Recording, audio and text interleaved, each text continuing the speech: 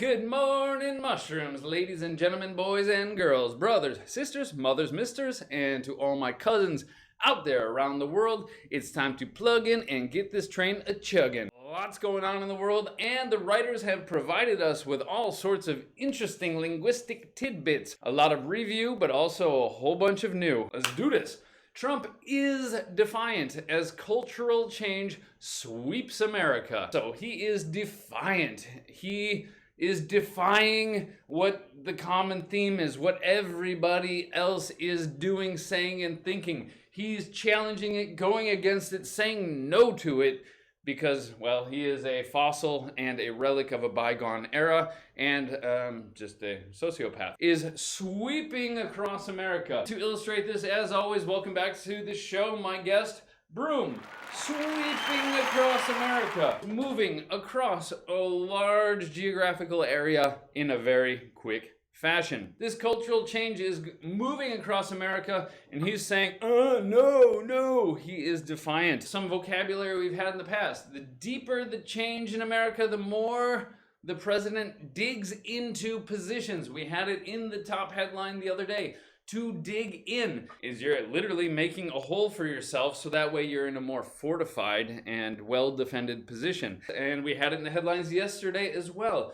His ideology is becoming more and more entrenched, because the trenches are those long holes which soldiers use in war, especially World War I. To dig in, to fortify your position, to double down on something so that you are immovable, demonstrating that you are unwilling to change. Not just physical positions, but ideological and political positions that even some of his natural allies have recently forsaken. Now, this is a very literary sort of word. You don't hear people use this verbally, and it's probably even a rarity that you'll see it in text. However, to forsake something, or if something is forsaken, it is abandoned. It is left behind. People moved on because they don't want it anymore. So even his allies are leaving these positions of, you could say white supremacy and unquestioning, unwavering support of the police and so on. But another example of that, Trump has threatened to send in the military to invade Seattle and disperse the protesters and probably beat them down while they're at it. The mayor has hit back at Trump. He said this, she's hitting back, not physically, obviously, but verbally. And she told him to go back into his bunker. Oh, don't want to hurt their feelings. You can't just call him a racist. To label somebody, much like this candle has a label on it, much like my glue has a ooh, that's funky, has a label on it telling you what it is. If we stick a label to somebody, it's so that way then the rest of the world knows who they are. Yes, technically we shouldn't label people, and yeah, nobody should falsely label people as racist. However, actions speak louder than words. So despite people saying, no, I'm not racist whatsoever, often through their actions we can see through their words. But back to the language, to label somebody as something. Protesters replaced the inscription on a Confederate monument or statue, and so they've replaced it with a memorial for George Floyd. An inscription is some text, usually written into wood, stone, or metal, and it's carved into it, chiseled into it, engraved. You might get on the back of a watch or a locket some inscription or some engraving that says happy birthday or happy anniversary. And so it's to write into a material by removing some material. Much like rats will jump off of a sinking ship. Is he going to flee? Is he going to leave the Trump ship to try and save his own soul? I would say that he's forsaken his own soul a long time ago. Forsaken, up above, in case you just tuned in. To leave or abandon something or someone, because here, obviously, there's no boats involved, dismantled the monument in Virginia. To dismantle, to disassemble, to take apart, to break it down into pieces, much like we do here with the headlines. We're just picking them apart and breaking them down in order to analyze all of the little gears, linguistic gears. What is going on? All right. Somebody finally told Wall Street that the world is on fire. Yeah, we keep seeing the stock market rally, doing really well, even though we have historic levels of unemployment and impending, looming bankruptcies, etc. Is on fire. Just a co-location to be on. So I guess it's not always bad, but typically you don't want to be on fire. Moving on, Asian markets tumble after US virus concerns spur a Wall Street sell-off. Now, let's start at the back and move our way forward. To sell something, you pretty much all know what that means, but to sell something off is you're getting rid of it because you no longer want it. And so in this case, they're selling off their stocks because they've been going up. If they sell them now, they can save any gains that they may have made before the stock market drops again. So they're trying to get rid of the stocks. What spurred this? What triggered this? Yesterday, trigger, like on a gun, you pull the trigger and it causes something to happen. Same with spur, we've had it once before. These are the little metal ninja star looking things that the cowboys had on the back of their boots, on the heel of their boots, and they would dig them into the side of the horse, causing it to run forward. Using it as a verb means to cause something to happen, to kick it into action. What has spurred or triggered this sell-off? Well, the virus, of course, and the result of that is Asian markets tumble. Tumble basically means to fall, but to fall in a specific sort of way. Not like in the cartoon where you see the guy walking and he steps on a banana peel and whoop, like that, and just goes flat on his back. No. To tumble is a little bit more dramatic. It's like how you would fall downstairs, like that. We say head over heels. Yeah, the back of your foot. Head over heels. All right, enough of the sound effects, Mr. Janes. Oh, speaking of other terms of falling, like I said, tumble, head over heels, kind of like down the stairs in an awkward sort of way.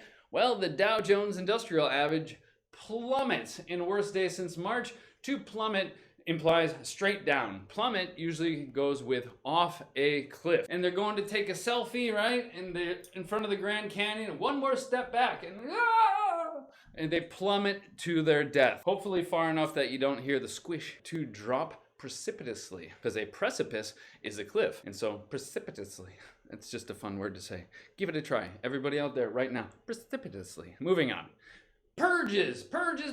You probably know this from a movie or something like that, but it's to get rid of things that are unwanted in a violent way. In the Soviet Union, there were lots of different purges. Stalin killed the vast majority of his country trying to get rid of people who might voice dissent or disagree with him or work to undermine his regime. Boom! Look at all that recycled vocabulary. If you're with me, if you watch regularly, then you should, I do talk a bit fast, but you should at least understand all the vocabulary implicitly, if not explicitly. Because those accounts are trying to spin COVID-19.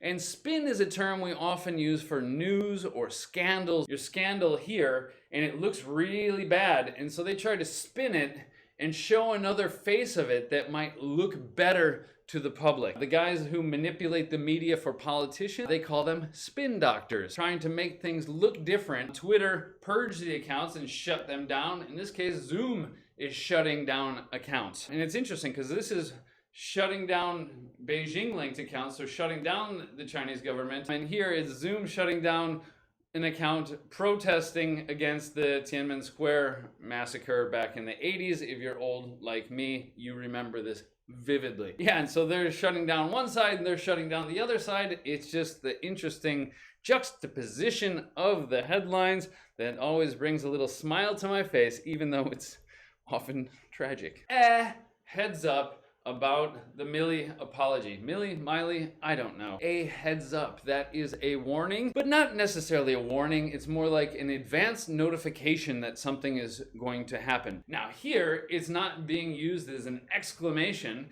it's being used as a noun, receive a heads up, and so therefore, technically, because I'm a pedant, this should be hyphenated.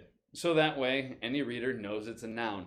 Come on, writers, you can do better. I know it, I believe in you, I love you. And where's the editor on this? Come on, enough of that, moving on. Nationwide protests grip Lebanon as currency tanks. And to grip something, to grab something. When you shake somebody's hands, you want to use a firm grip. You're not trying to hurt them, but you don't want to give them the dead fish. Yeah? Cold, limp, and wet.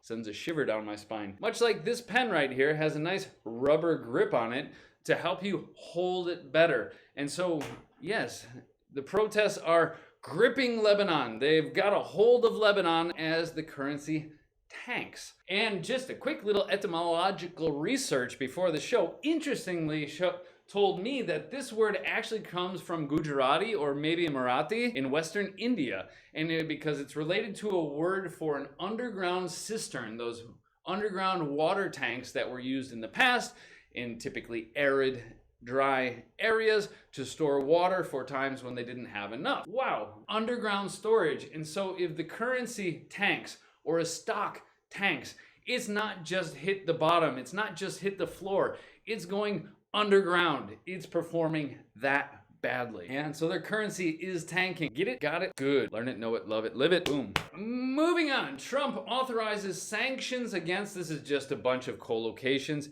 He's authorized it. He's given it his stamp of approval because he is the person in authority or of authority.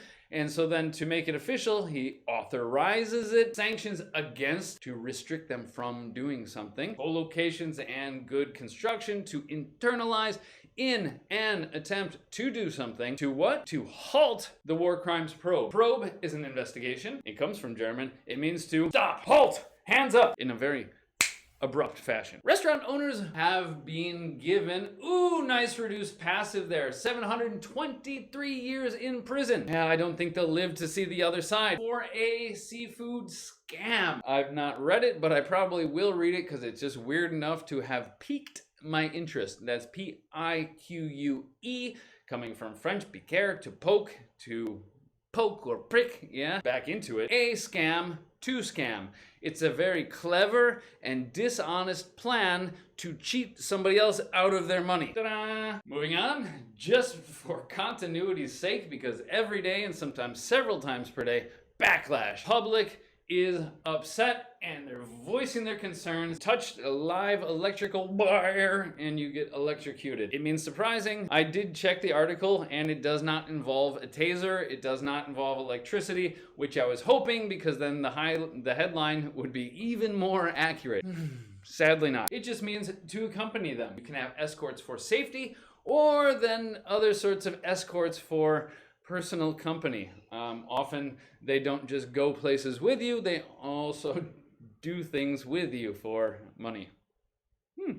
Dancing around that one? Unnecessarily, really, but it's kind of fun to try and euphemize things, put a different spin on it. File for divorce, much like file for bankruptcy, file complaints, file criminal charges against somebody.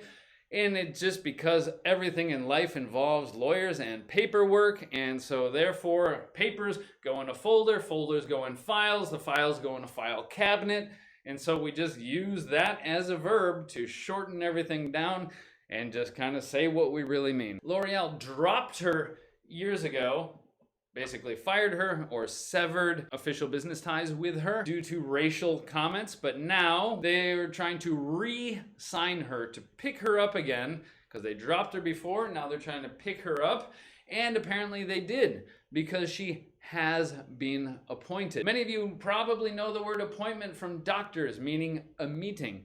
In this case, no, it's being put into an official position, much like the president appoints his different secretaries or ministers. The last 20 years has robbed us of our rights to privacy. However, we have more or less waived those rights, different waived, but similar because we're saying goodbye. We have kissed our rights to privacy goodbye willingly by accepting all those little terms and conditions and just more than anything, just vomiting our thoughts and lives onto the internet. Moving on. I've been waiting for this one. China flexes its muscle, showing off its guns. It's showing how powerful it is. Nothing big here, just another co-locations.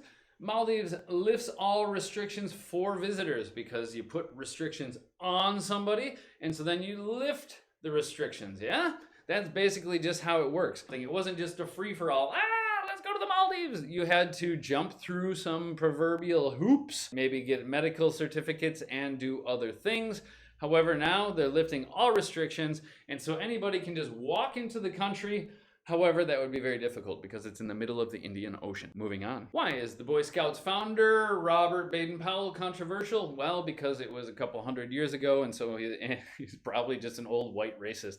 But who knows? The point being, he was the founder, coming from the verb to found. Found, founded, founded. Different than find. Find, found, found. Found, founded, founded. But if you find something, it was already existing. If you found something, you bring it into existence. You establish it. Usually some sort of foundation, a charitable organization to help or promote something, or to establish a company. You see it all the time. I just wanted to pound in the found. Moving on. If something is exclusive, it's only made available to a select or certain group of people. Excuse me. I had to burp. Moving on. Not such a common phrase, but to buy something for a song means you could say dirt cheap or almost nothing. It cost them almost nothing. It's almost as if in exchange for the house, no money changed hands, and all they did was offer a song.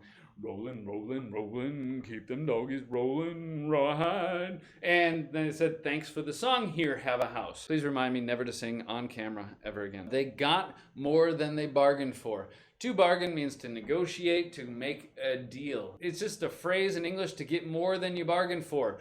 And so who knows, they got this house super cheap, so they didn't actually pay very much for it, obviously, but they might have gotten a whole lot more. Maybe it was full of priceless antiques, or maybe it was full of dead bodies. Moving on. If somebody is reeling or is left reeling by an experience, it's like their head is spinning. Oh my gosh.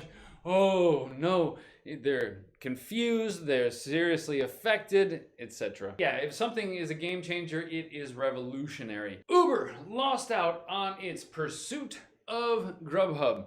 If you are pursuing something, you're running after trying to catch it, trying to obtain it. And in this case, they were trying to acquire it. They wanted to buy them out and make them part of themselves. And so, in terms of fear of missing out, that's why I'm glad that all of you people out there in Twitch land are tuning in so that you don't miss out. Of course, you can always watch the broadcast again, a reduced version of it at 6 p.m. every day on YouTube. Well, I do actually leave out a lot of the words. I leave out a lot of the ums and ahs and the brain farts of me thinking, but at least you won't miss out on everything.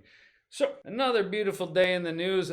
Beautiful, at least linguistically. Thank you very much for tuning in. Many of you might know me as Mr. James, but if you made it this far, you can call me Cameron.